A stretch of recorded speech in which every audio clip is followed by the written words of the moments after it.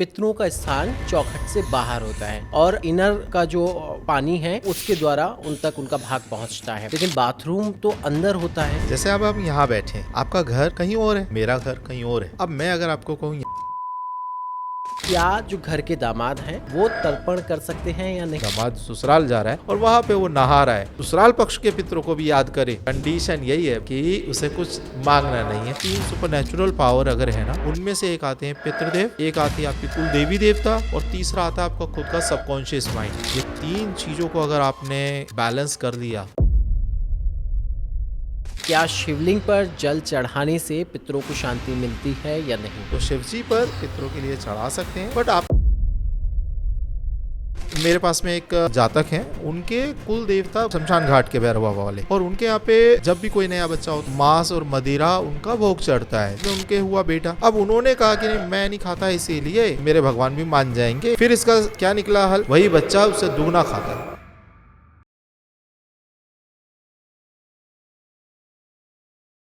नमस्कार, मैं हूं ऋषभ अग्रवाल और एक बार फिर से लेकर आ गया हूं एक नया पॉडकास्ट आपके लिए। लेकिन आज का ये पॉडकास्ट किसी विशेष टॉपिक पर नहीं है। आप सोच रहे होंगे कि ये मैं क्या बोल रहा हूं, लेकिन हाँ, सच में आज ये पॉडकास्ट किसी विशेष टॉपिक पे नहीं, ये आज का पॉडकास्ट आपके क्वेश्चंस जो कमेंट बॉक्स में आते हैं उसके आधार पे हमने तैयार किया है। आपकी जो जिज्ञासाएं आती हैं हमारे कमेंट बॉक्स में, सबसे पहले तो मैं उसके लिए धन्यवाद देना चाहता हूं कि आप पॉडकास्ट देखते हैं और अपनी जिज्ञासा को कमेंट बॉक्स में छोड़ते हैं। तो आज आपकी तमाम जो सवाल हमारे पास पॉडकास्ट में आते हैं, कमेंट बॉक्स में आते हैं, उनके आंसर देने के लिए हमने मानव गुप्ता जी को एक बार फिर से कष्ट दिया है और वो हमारे साथ स्टूडियो में मौजूद हैं। Thank you so much sir for coming.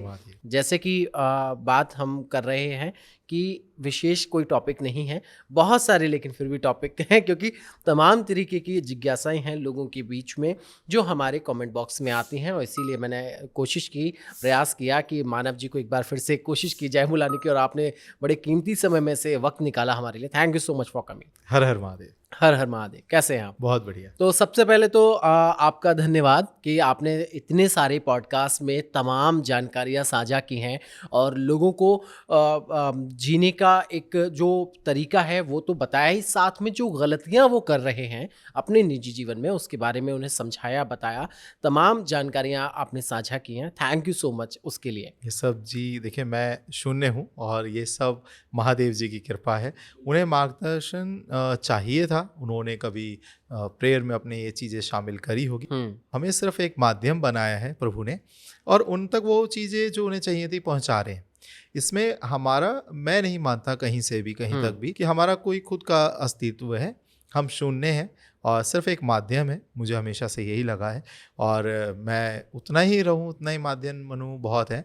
और ये सब जितनी भी बहुत सारे लोग थैंक्स करते हैं, सब चीज़ें करते हैं, प्रेज़ करते हैं, अच्छी बात है। ये सब चीज़ें महादेव जी के कहा के इस पे, और उनको करें, मैं एक माध्यम हूँ।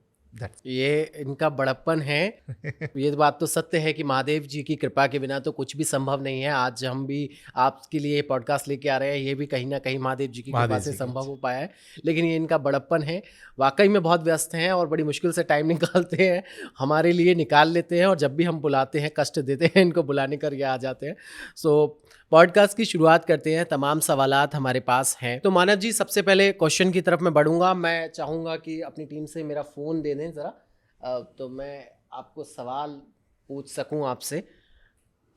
बहुत सारे सवाल आए हैं आपके लिए आज और तमाम विषयों पर हैं, जिसमें सबसे पहले कमेंट्स को मैं पढ़ूंगा। एक व्यूअर ने लिखा है कि मानव जी को फिर से बुलाइए और इस बार कुल देवी देवता के संबंध में जानकारी साझा करें, वो ऐसा उनका सवाल है। तो मैं आपसे चाहूँगा कि कुल देवी देवताओं के बारे में ज़रा बताएं। कुल देवी देवता बेसिकली क्या होते हैं कि ये आपके लिए, आपकी समृद्धि देने के लिए, आपको रक्षा करने के लिए जो एनर्जी आपको चाहिए, ये उनके एक तरीके की वाहक के रूप में भी काम करते हैं। जैसे कि हमने पहले ही बताया कि पितृ देव का जो स्थान है वो घर के बाहर का है ना। ये वो वहां तक तो एनर्जी को ड्रॉप हो जाती है कि चलो वहां तक वो अगर राजी भी है तो वहां तक छोड़ देते हैं, ठीक है। लेकिन उनसे अंदर लेकर आना, घर के अंदर लेकर आना, आपकी जिंदगी में शामिल करना, आपकी रक्षा करना, आपको डायरेक्ट इम्पैक्ट जो साथ में रहते हैं देवी देवता, ये वो होते हैं कुल देवी देवता।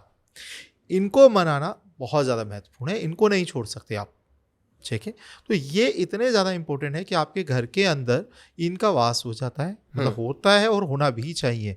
और इनको आप मतलब अब ये कह लीजिए कि छोड़कर आप नहीं आगे बढ़ सकते हैं। इनको आप कोई ऐसा नहीं कर सकते जैसे आजकल का हमारा नेचर हो गया ना, मैनिपुलेट कर देना, ठीक है। इनको मैनिपुलेट नहीं करा जाना चाहिए, नहीं तो आपको इम्पैक्ट आपकी लाइफ में देखने को मिलेगा। अब बहुत सारी इसमें ऐसी चीज़ें हैं, जैसे कि कईयों ने कह दिया हाँ जी हम आएंगे अपने परिवार के साथ में, आपके पास आएंगे कुल देवी देवता के जहाँ भी दर्शन के लिए आएंगे। या जैसे नया बच्चा हुआ कोई घर में, अरे मैं इनको लेकर कुल देवी के स्थान पे जाऊंगी, तो आप उससे छेड़खानी नहीं कर सकते हैं। वो एक मतलब अगर आपने ऐसा कह दिया, पहली बात तो बोलें जो भी वो सोच समझ के बोलें कुल देवी के निमित्त, ठीक है, कि हम आ रहे हैं लेकर और फिर नहीं जा रहे, ये दिक्कत आएगी। दूसरा, उनका जो सिस्टम है कुल देवी देवता का, उसे ओवरलैप मत करिएगा। ये करते हैं लोग बाग, जैसे कि कैसे, मैं इसका एग्जांपल लेता हूँ, ठीक है, कि कई मेरे पास में एक जातक हैं, उनके कुल देवता कौन है, भैरव बाबा हैं, ठीक है। और भैरव बाबा भी वो जो घाट, शमशान घाट के भैरव बाबा वाले, ठीक है। और उनके यहाँ पे मांस और मदिरा उनका भोग चढ़ता है, जब भी कोई नया बच्चा होता है, जब भी कुछ होता है, वो वहाँ पे चढ़ता है। अब उन्होंने खाना छोड़ दिया, ठीक है, मतलब उन्होंने नहीं खाया, उनके पहले खाते थे पिता था, उन्होंने नहीं खाया जो जातक थे मेरे। अब उन्होंने छोड़ दिया, मतलब उन्होंने स्टार्ट नहीं करा। अब उसके बाद में उनके हुआ बेटा, अब उनके यहाँ पे बच्चों पे चढ़ता है वहाँ पर। अब उन्होंने कहा कि नहीं मैं नहीं खाता, इसीलिए नहीं मेरे भगवान भी मान जाएंगे या हम उन्हें मना लेंगे, ऐसा वैसा है ना। तो यहाँ पर इसके संदर्भ में देखने को क्या मिलेगा, या उन्हें भी क्या मिला, जो ये चीज़ें मैं क्लियर कट के बता रहा हूँ, कि जो बच्चा है ना, इसके लिए जो आपके वहाँ पे चढ़ता था, आपने उस चीज़ को ड्रॉप कर दिया कि नहीं वो मान जाएंगे और मैंने मना लिया और कोई बात नहीं, मैंने उनको सात्विक या कुछ दूसरा भोग दे दिया। तो देखिए उनका पैटर्न आप ब्रेक नहीं करेंगे, नहीं करना चाहिए। फिर इसका क्या निकला हल, वही बच्चा जिसके वो नहीं चढ़ाया गया, पिता नहीं खाता, उसने सोचा मेरा बच्चा भी नहीं खाएगा, अब आगे से हम पूरे सात्विक हो जाएंगे, उसको ये लगा वही बच्चा उससे दुगना खाता है, ठीक है, और वो खाएगा ही खाएगा। वो इतनी ज्यादा कंडीशन उस बच्चे की, छोटी सी उम्र थी अभी, मैं जब ये चीज बता रहा हूँ मतलब उसके करीबन 21 साल की उम्र थी। वो इतनी बुरी कंडीशन में था, इतना ज्यादा ड्रिंक करता था, मतलब कर रहा है, वो इतनी ज्यादा परेशानी में था, ठीक है। और सिंपल सी चीज देखो, आप इनको ओवरलैप मत करिए, आपको नहीं खाना ना मत खाइए। जो प्रोसेस है, जो चीज़ें, जो रूट है, उसको एकदम से ब्रेक ना करें। अगर कर भी रहे हैं तो उसका समझ के करें, तरीके से करें। आपको कोई कुलदेवी देवता ये नहीं कह रहा कि ज़बरदस्ती आप खाएं, उनका पैटर्न अपना है, उस पैटर्न को आपको फॉलो करके चलना है, ठीक है। वो अंडरस्टैंड करेंगे आपको अगर इस चीज़ को समझना है, अंडरस्टैंड करेंगे। अब इस जगह कई लोगों को लगेगा कि जीव हत्या दे रहे हैं या ये हो रहा है या वो हो रहा है, ऐसा है ना। देखिए इसके ऊपर हम फिर से भी बात करेंगे और बहुत लंबा ये भी टॉपिक है, बिल्कुल बात करेंगे ज़रूर, ठीक है। लेकिन यहाँ पर क्या है, हम अभी कुल देवी देवता को करें। अब ये पैटर्न कई और चीज़ों का हो सकता है, जात पे जा रहे हैं, पूरे अपने कुनबे को, जो अपना फैमिली है, एक पिता के जो बच्चे हैं, चाहे 4 बच्चे हैं, ठीक है, लड़के हैं, उनके अगर बच्चे हैं, तो अगर पिता ने बोला कि मैं जात पे जाऊँगा या लेके जाऊँगा, तो उनका मतलब वो खुद को, उनके जो 4 बच्चे हैं उन्हें, और उनके जो बच्चे हैं वो, ये सारे जाके इकट्ठा होकर जाएंगे। इससे बोलते हैं जात पे जाना। अब इन्होंने बोल तो दिया, उसके बाद में ये भूल गए या उन्हें मैनिपुलेट कर दिया कि अरे अभी ये जो और काम हो जाए तब जाएंगे, उसके बाद में अरे अभी एक मकान बन गया तब जाएंगे, अरे अभी गाड़ी और आ जाए तब जाएंगे, अभी बच्चों की नौकरी तो लग जाए और बढ़िया से तब जाएंगे। आपको नहीं पता, पहली श्रेणी के बाद आप आस्ते आस्ते डाउन जा रहे हो। पहले आपने जो कमिट करा था उसे आपने फिल नहीं करा, आप थोड़ा डाउन स्तर पे आते जा रहे हो। अभी आप पहले पे कहा था घर, वो आ गया ना, अब गाड़ी पे आ गए ना आप खुद ही, अब वो नहीं आ रही है, और वो भी आ गई तो अब नौकरी भी चली गई। अब आपने क्या कहा, नौकरी लग जाए तब जाएंगे, तो आप और डाउन स्तर पे जा रहे हो। इससे पहले आप वो चीज़ फिल करो, ठीक है, जो आपने कहा। तो यहाँ पर कुल देवी देवता आपकी रक्षा के लिए, आपके सहयोग के लिए, आपकी पावर है। हम ये कहते हैं आपकी 3 सुपरनैचुरल पावर अगर है ना, उनमें से एक आते हैं पितृदेव, एक आती है आपकी कुल देवी देवता, और तीसरा आता है आपका खुद का सबकॉन्शियस माइंड। ये 3 चीज़ों को अगर आपने लाइन कर लिया, बैलेंस कर लिया, मजाल नहीं है कि आपके पीछे फिर कोई भी आपके सामने आके खड़ा हो जाए या आपके पीछे से कोई भी खंजर घोंप दे। तो इतनी ज़्यादा इंपॉर्टेंस रखते हैं कुल देवी देवता। मानव जी, आपने कुल देवी देवता के बारे में बताया कि वो जो देहरी होती है, जो चौखट होती है, इससे अंदर जो चीज़ें आ रही हैं वो आप तक पहुंचाने का काम करते हैं। एक हमारे व्यूअर हैं, उनका सवाल आया है कि उन्होंने लिखा है कि जैसे आप ये भी बताते हैं कि पितरों का स्थान चौखट से बाहर होता है, और आप ये भी बताते हैं कि इनर का जो पानी है वो उसके द्वारा उन तक उनका भाग पहुंचता है, लेकिन बाथरूम तो अंदर होता है। तो ये बड़ा कंफ्यूजन है उनको, तो इसके बारे में थोड़ा सा क्लेरिफिकेशन दीजिए। ये सवाल अपने आप में बहुत अच्छा है और इसका लेकिन हम बहुत सिंपल तरीके से भी आंसर देंगे। हर चीज़ को जैसे हमारा फॉर्मेट है बहुत आराम से आंसर देने का चीज़ हो गई, ठीक है। तो सरल शब्दों में जो स्थान है वो हमने बिल्कुल कहा बाहर है, ठीक है।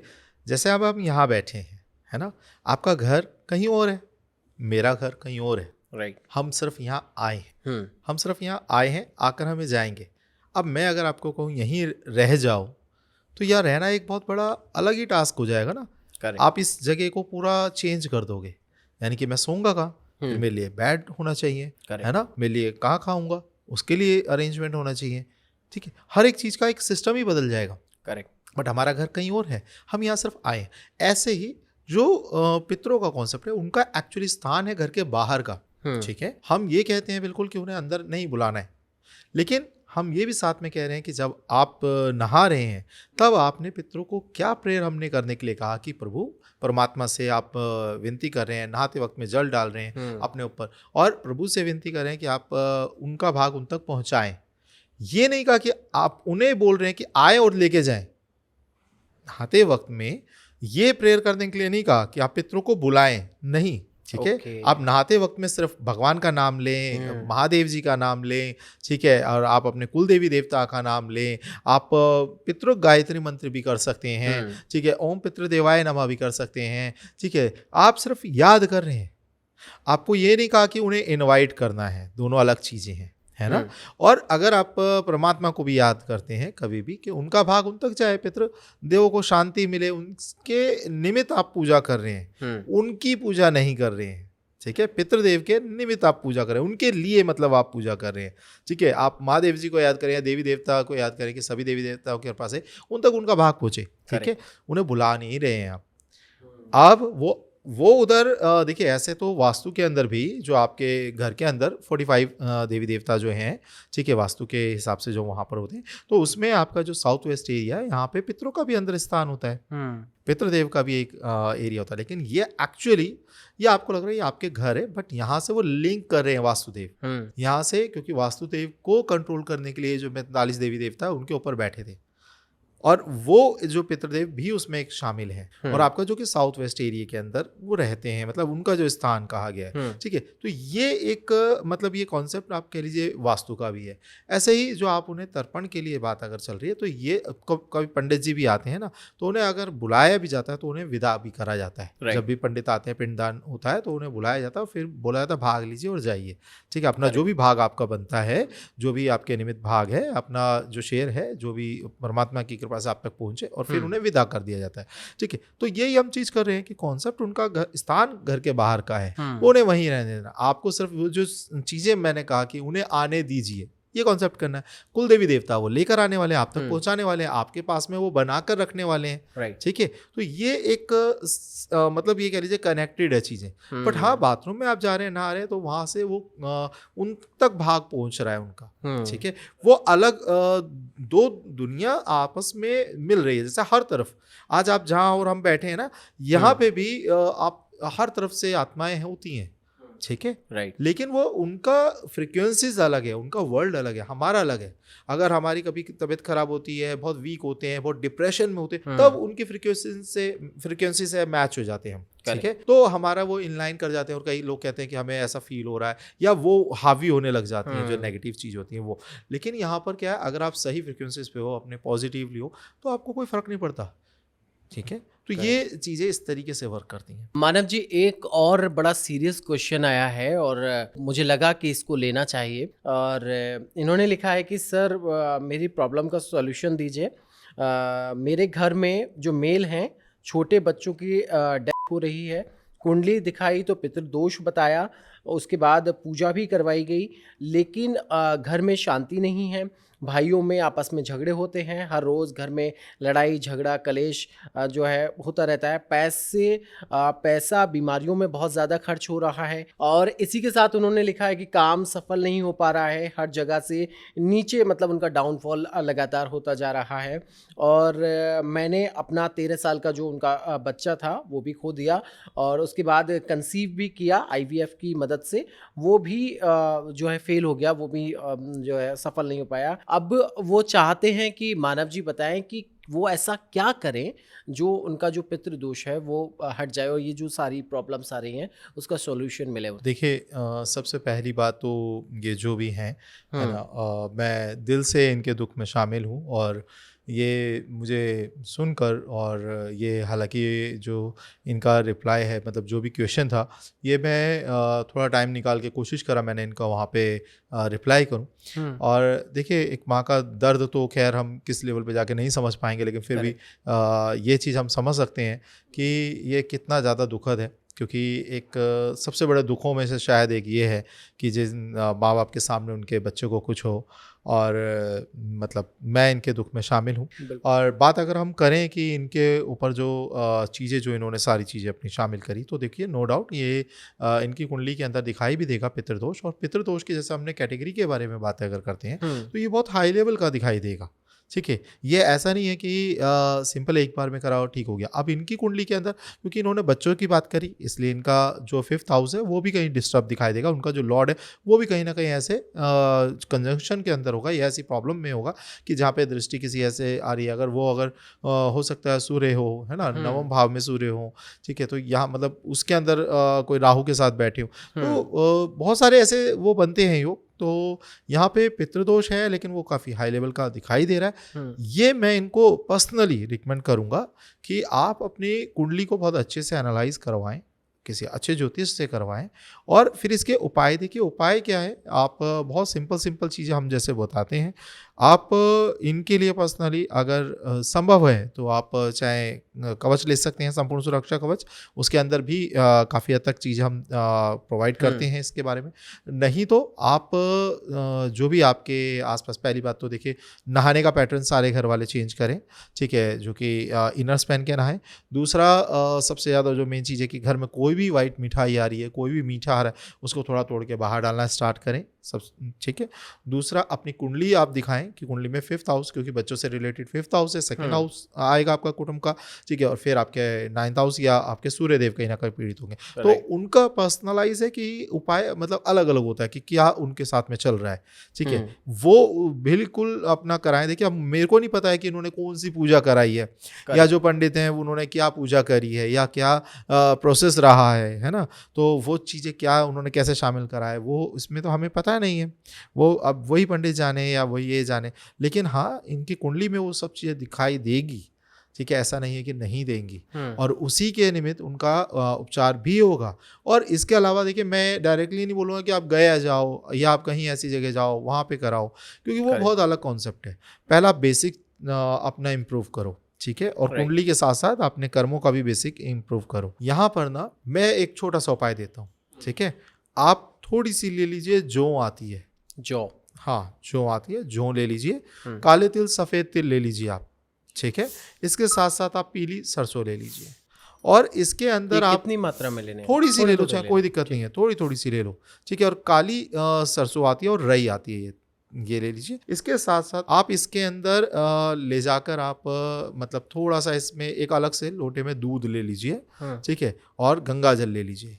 इसको लेकर कहीं बहते हुए जल के पास जाएं, ठीक है, और इसमें एक कोई मिठाई शामिल कर दीजिए थोड़ी सी, और वहाँ आप थोड़े से फूल ले लीजिए। इसमें बस इतना सा लेना है, थोड़े से में आ जाएगा ये, अलग अलग जरूर है, चाहे थोड़ा सा ले लें। और कई चीज़ आपके घर में भी होंगी उनके, है ना, तो ये चीज़ लेकर, और आप जो भी आपके नियर बाय बहता हुआ जल है, अगर गंगा जी है तो सबसे बेस्ट है, अगर नहीं है यमुना जी होंगी, यमुना जी नहीं है तो और कोई बहता हुआ जल हो, वहाँ जाएं, वहाँ आराम से बैठें, आराम से, क्योंकि देखिए पितरों को आपका टाइम चाहिए।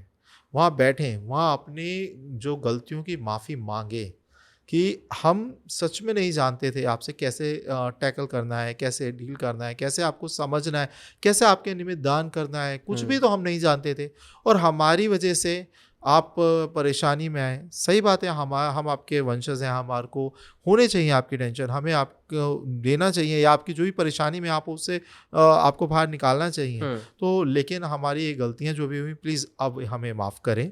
आपके जो दिल में है आप बोलिए, बैठिए वहाँ आराम से किनारे पे बैठिए, ठीक है। और जो भी आपका दिल करता है आप रोइए, जैसे बड़ों के साथ में हम बैठते हैं ना, आधे से ज़्यादा वैसी तसल्ली उन्हें हो जाती है। आप बैठिए, उसके बाद में ये जितनी भी चीज़ें हैं ये अपने हथेली पे रखें, सीधे हाथ की, ठीक है। अगर ये हस्बैंड वाइफ जा रहे हैं बहुत अच्छी बात है, ठीक है। अगर नहीं जा रहे तो खाली ये लेडी भी जा सकती हैं, ऐसा नहीं कि हस्बैंड अगर बाई चांस ऐसा होता है, कई बार वो नहीं मानते, नहीं जा रहे, तो लेडी भी जा सकती है। लेकिन अगर दोनों जा रहे हैं तो बहुत बेस्ट है। अगर दोनों जा रहे हैं तो वो लड़का अपने हाथ में रखेगा और लड़की उस पर जल डालेगी। अगर जेंट्स नहीं जा रहे हैं तो फिर वो तो लेडीज ही अपने हाथ में रखेंगे और फिर जल डालेंगे। तो राइट हैंड पे सारी सामग्री अपने रखो बीच में, और जो थंब है और जो फिंगर है इसके बीच में से नीचे जो भी आपकी नदी है, जो भी आपके है ना जल प्रवाह यहाँ से करना है। एक बार आप बता दें कैमरे हाँ, में। देखिए जैसे ये हमारा राइट हैंड है, ठीक है, और मतलब राइट हैंड और थंब और ये फिंगर, इसके जो यहाँ से, ठीक है, जो भी दिया जाता है ये पितरों को लिए दिया जाता है इस जगह से, ठीक है। जो भी हमारे देवी देवता को दिया जाता है वो इस तरीके से दिया जाता है। जो भी हम देखा होगा आपने, किसी को पानी पिलाते हैं या बच्चों को, या जिंदा है तो हम यहाँ से पिलाते हैं ना। और जो भी आपको आचमन करना होता है, खुद ही पीना होता है, ठीक है, कोई जल, तो यहाँ से होता है। तो ये चारों अलग अलग दिशा और तरीका है। तो हम जो पितरों के निमित्त करते हैं वो यहाँ से करते हैं, ठीक है। तो आप यहाँ रखें हथेली पे सारी चीज़ें और लेफ्ट हैंड से वो डालें, और ये यहीं से ही सारा वो उसमें जाना चाहिए, आपको जो भी बहता हुआ जल है। और फिर वहाँ बैठे आप प्रभु को याद करें, महादेव जी को याद करें कि मैं अपने पितरों के निमित्त कर रहा हूँ। मैं और मतलब अपना नाम और अपना गोत्र लें, और मैं अपने दादा दादी या जो भी है उनके पितृदेव हैं उनके निमित्त ये कर रहा हूँ, ठीक है, या कर रही हूँ।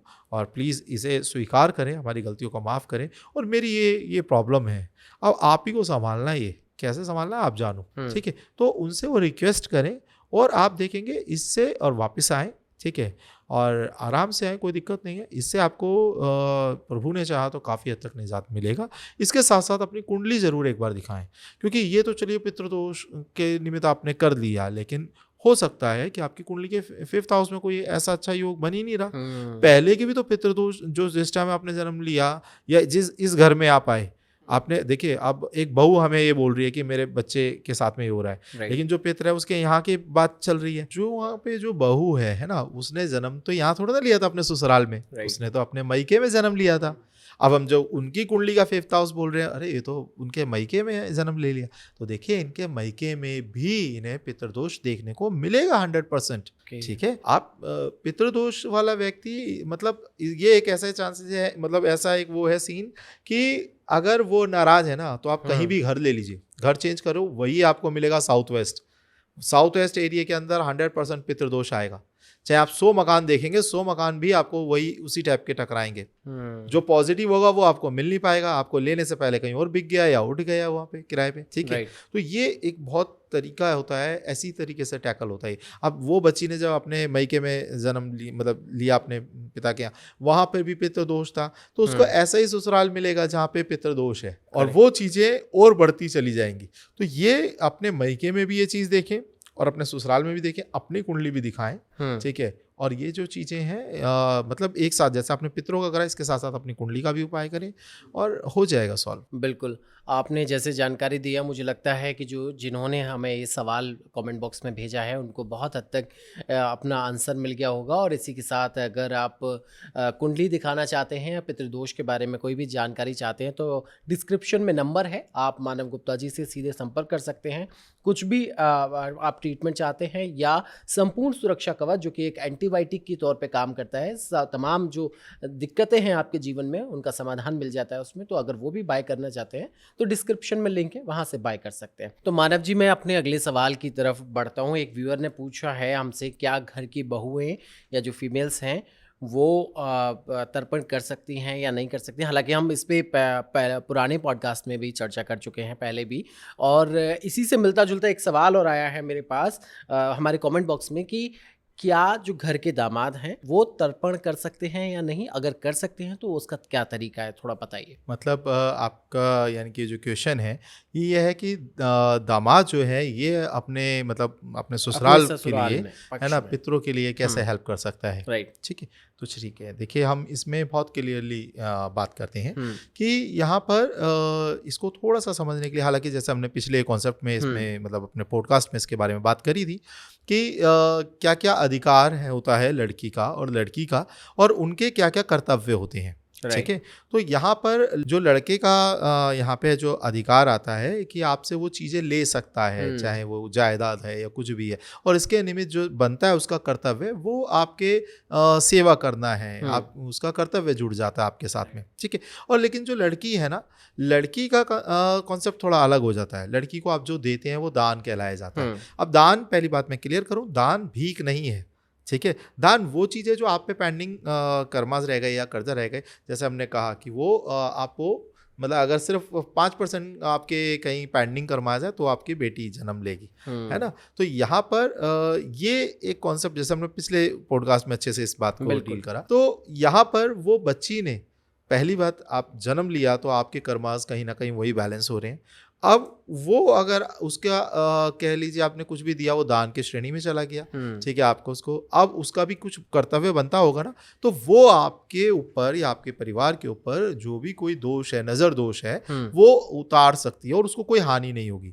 ये घर की बहन, बुआ और बेटी के दायित्वों में आता है। अगर भाई को कोई परेशानी हो रही है वो नज़र उतार सकती हैं। ठीक है, पिता को कोई परेशानी हो रही है बेटी नज़र उतार सकती है। ठीक है, तो अगर भतीजे को कोई प्रॉब्लम हो रही है तो बुआ नज़र उतार सकती है।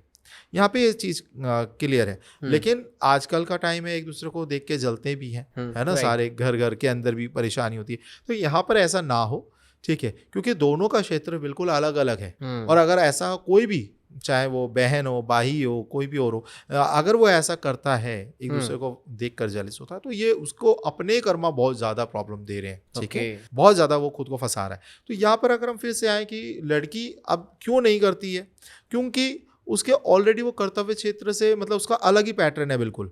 अब उसने आपको अगर कोई दे दिया दान, मतलब पितरों के निमित्त उसने अगर दान कर दिया, तर्पण कर दिया, और उससे अगर उसने कुछ मांग लिया पितरों से, तो यहाँ पे एक नया चैप्टर स्टार्ट हो जाएगा ना।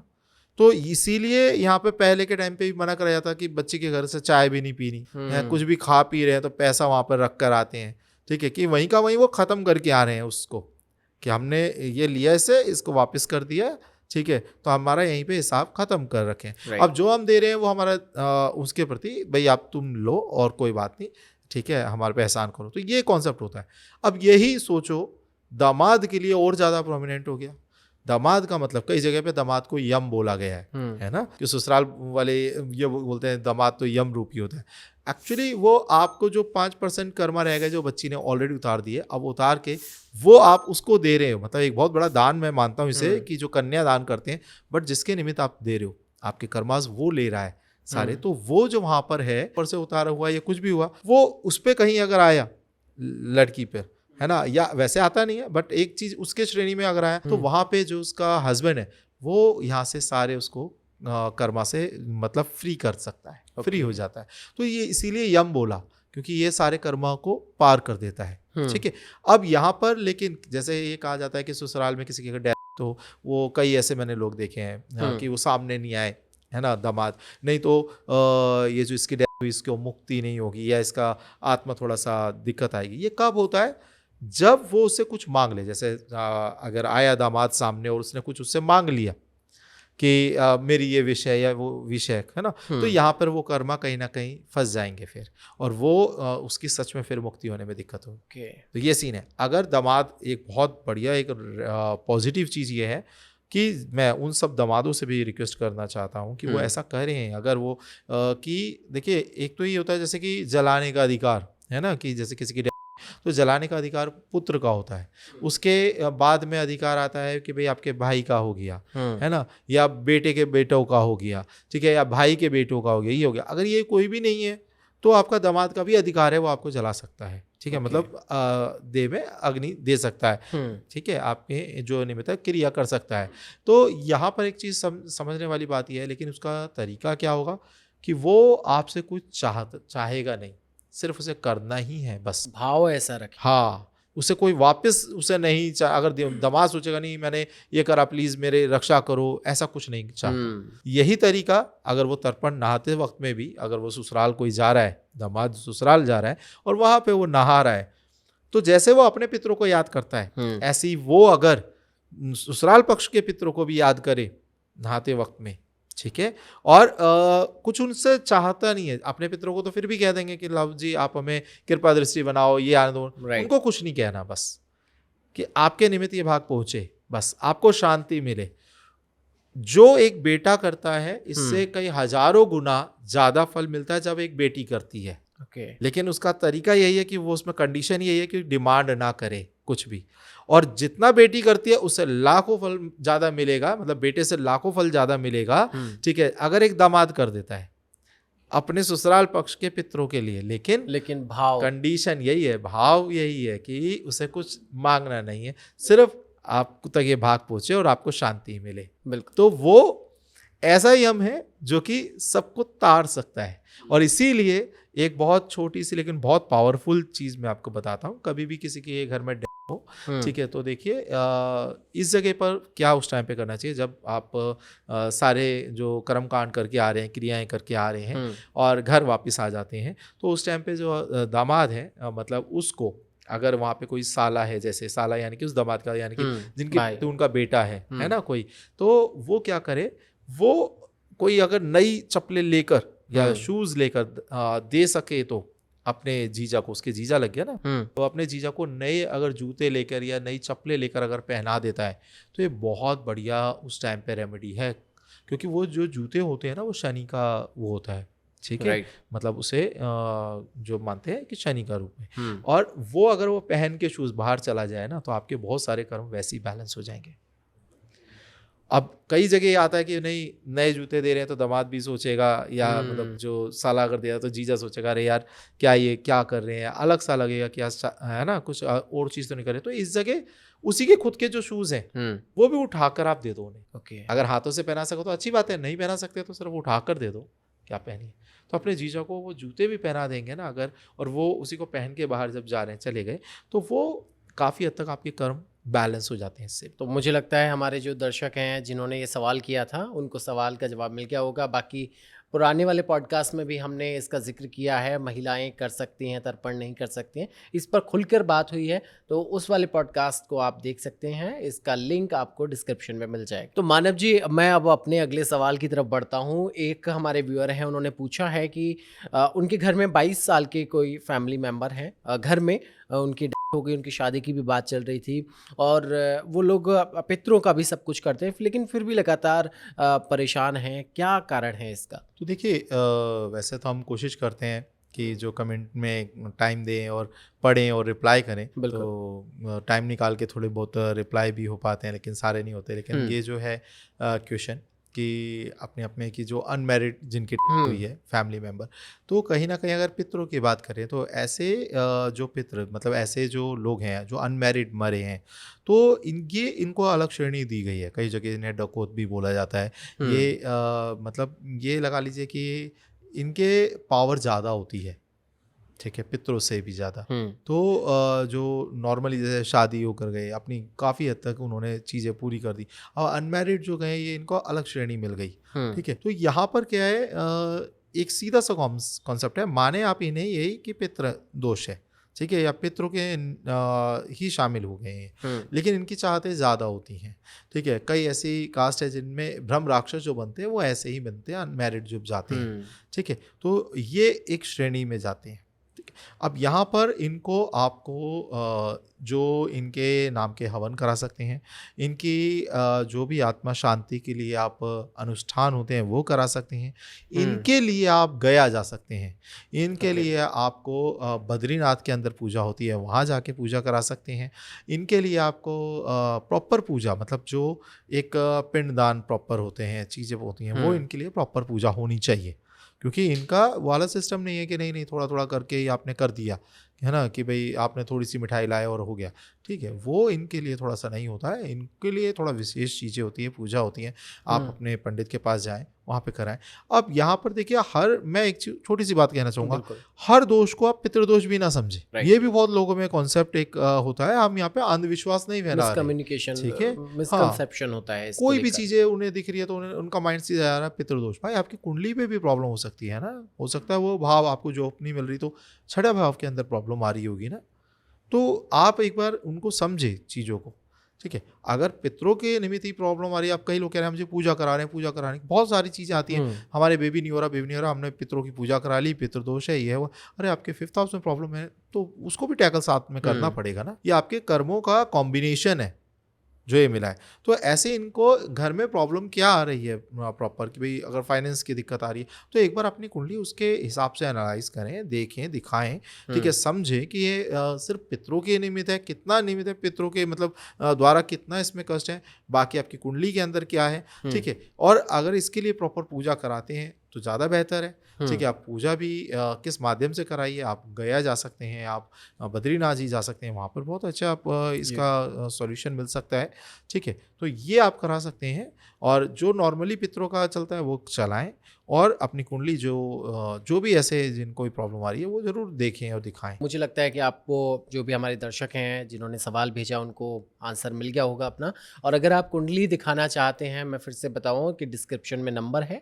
अगर आप एनालाइज करवाना चाहते हैं या समझना चाहते हैं क्या समस्या है, उसका समाधान चाहते हैं, तो डिस्क्रिप्शन में जो नंबर है वहाँ पे संपर्क कर सकते हैं मानव गुप्ता जी से। मानव जी, मैं अब अपने अगले सवाल की तरफ बढ़ूंगा। हमारे एक व्यूअर ने पूछा है हमसे कि क्या शिवलिंग पर जल चढ़ाने से पितरों को शांति मिलती है या नहीं। देखिए, आपने ऐसा एक चीज़ पूछी है जो सब चीज़ों का खुद ब खुद ही सॉल्यूशन है, ठीक है।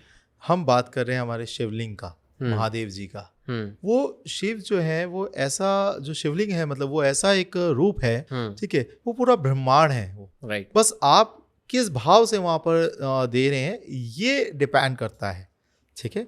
आप वहाँ किसी भी, आप चाहे पितृदेवों के लिए चढ़ाएं, भोले बाबा खुश हैं, वो तक भाग पहुँचाएंगे। आप, मैं कह रहा हूँ कि आप नारायण जी के लिए भी चढ़ा सकते हैं शिवलिंग पर, आप ब्रह्मा जी के लिए भी चढ़ा सकते हैं शिवलिंग पर, आप किसी भी देवी देवता के लिए चढ़ा सकते हैं शिवलिंग पर। उनको याद करके आप शिवलिंग एक ऐसी चीज़ है, ये अपने आप में पूरा ब्रह्मांड है, ओके। इनके ऊपर आप जो जल, सिर्फ शिव जी के लिए नहीं, आप जो भी आपके जो भी आराध्य हैं, जो भी चीज़ें हैं, आपको कहीं आप नारायण जी को आपको जाना है, मानना है, या कभी उनके लिए कुछ चढ़ाना है, नहीं मिल रहे कहीं पे भी, अरे आप शिव जी के ऊपर चढ़ा दो, कोई दिक्कत वाली बात नहीं है। सब एक ही है, शिव में ही सब चीज़ें हैं, ठीक है।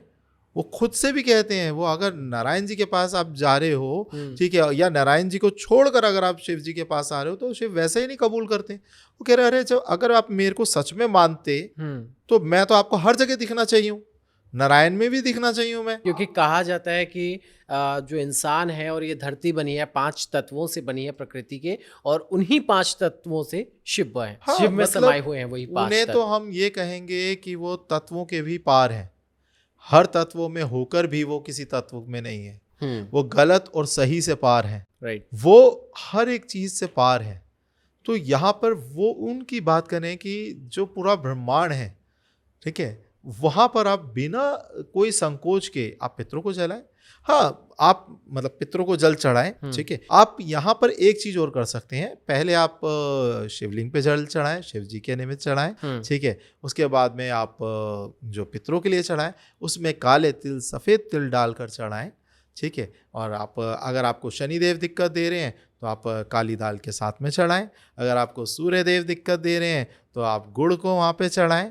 सारी चीज़ें वहाँ पर हल हो सकती हैं। तो पितृ ही नहीं, कोई भी चीज़ अगर आपको, कोई भी देवी देवता को अगर करना है, आप वहाँ पे अर्पित कर सकते हैं। तो शिव जी पर पितरों के लिए चढ़ा सकते हैं, बट आपके थोड़ा भाव उनको मतलब होने चाहिए कि भाई भाव मतलब आप किसको चढ़ा रहे हैं, ये आपका थोड़ा कॉन्सेप्ट अंदर भी क्लियर होना चाहिए, बिल्कुल, ठीक है। कि मैं ये पहले शिव जी को चढ़ा रहा हूँ, मतलब जो प्रभु आप लीजिए, है ना, जो आपके निमित्त, और फिर ये मेरे पितरों तक इसका भाग पहुँचा दीजिए, ये उनके निमित्त है, तो बिल्कुल वो एक्सेप्टेबल है। मानव जी, आपने चर्चाओं के बीच में एक बढ़िया सा टॉपिक दे दिया कि शिव पर आप किसी भी आराध्य को निमित्त मानकर आप अर्पित कर सकते हैं अगर आपको नहीं मिल रहे हैं। और मुझे लगता है कि इस पे एक पॉडकास्ट ज़रूर बनाना चाहिए।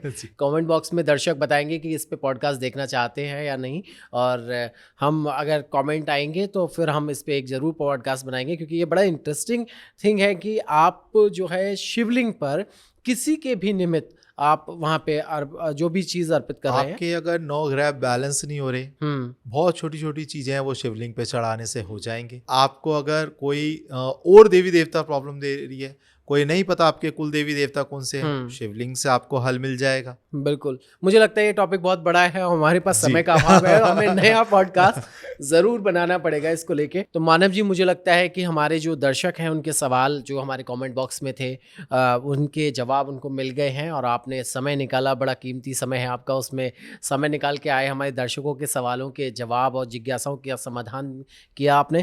Thank you so much for coming, और आपने तमाम जानकारियाँ साझा की और तमाम जो सॉल्यूशंस भी बताए हैं लोगों को, और मुझे लगता है कि लोगों को वो बहुत काम आएंगे। Thank you so much. हर हर महादेव। हर हर महादेव। तो हमारे साथ थे मानव जी, जिन्होंने आपके सभी कमेंट्स का जवाब दिया, जो भी आपकी जिज्ञासाएं थी उसका समाधान किया, और जो आपकी प्रॉब्लम्स थी उसका सलूशन बताया, उसका तरीका बताया कि कैसे सॉल्व कर सकते हैं। इसी के साथ अगर आपको लगता है कि आपको अपनी कुंडली दिखानी चाहिए, अपनी प्रॉब्लम्स का सलूशन आप चाहते हैं और मानव जी से चाहते हैं, तो डिस्क्रिप्शन में मानव जी का नंबर मिलेगा, वहाँ पे आप संपर्क कर सकते हैं और उनसे सीधे बात करके अपॉइंटमेंट लेकर आप अपनी समस्या उनके सामने रख सकते हैं और समाधान पा सकते हैं। इसी के साथ एक एंटीबायोटिक की तौर पे काम करने वाला संपूर्ण सुरक्षा कवच, जिसका लिंक भी डिस्क्रिप्शन में है, जो कि आपकी सभी प्रकार की समस्याओं से आपको निजात दिलाता है। अगर आप खरीदना चाहते हैं तो डिस्क्रिप्शन में लिंक है, वहां से आप उसे बाय कर सकते हैं। आगे